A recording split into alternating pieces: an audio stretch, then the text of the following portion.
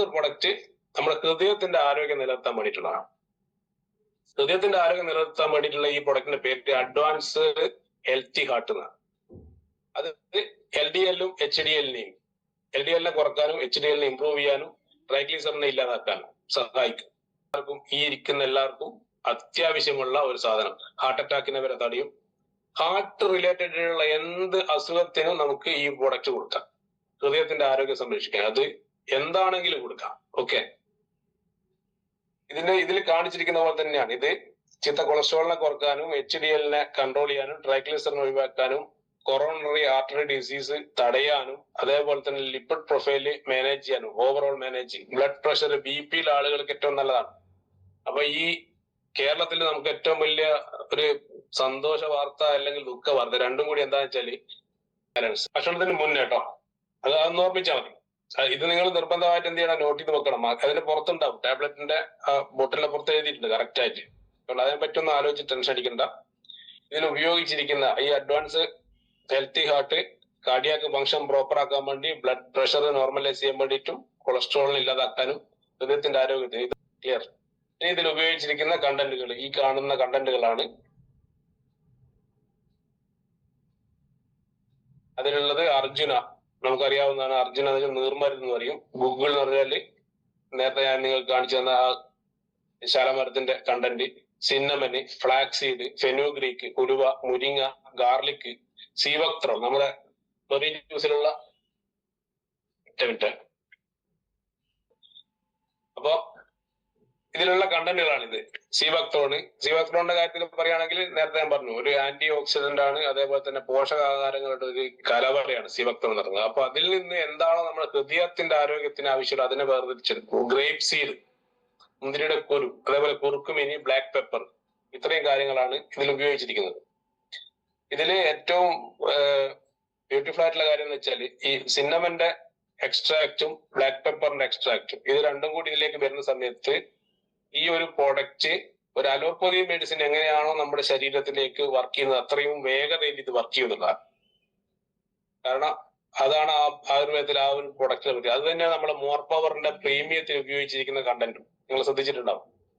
അപ്പൊ അതുകൊണ്ടാണ് പെട്ടെന്ന് റിസൾട്ട് കിട്ടുന്നത്.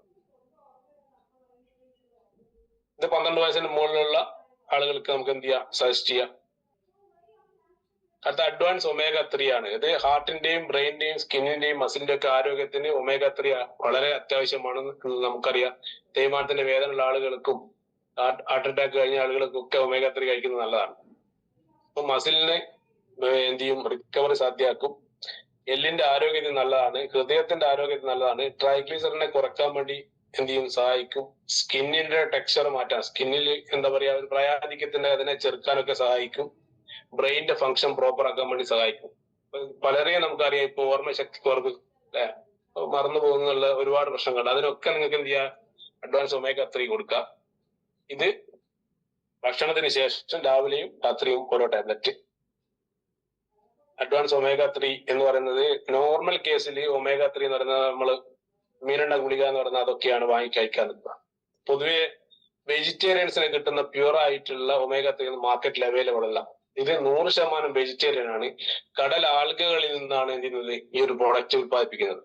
ഗ്രീൻ ആൽഗകളിൽ നിന്നാണ്. അതേപോലെ തന്നെ ഫ്ലാക്സീഡ്. ഇത് രണ്ടിന്റെയും സ്റ്റെം സെൽ ഉപയോഗിച്ചിട്ടാണ് നമ്മുടെ പ്രൊഡക്റ്റ്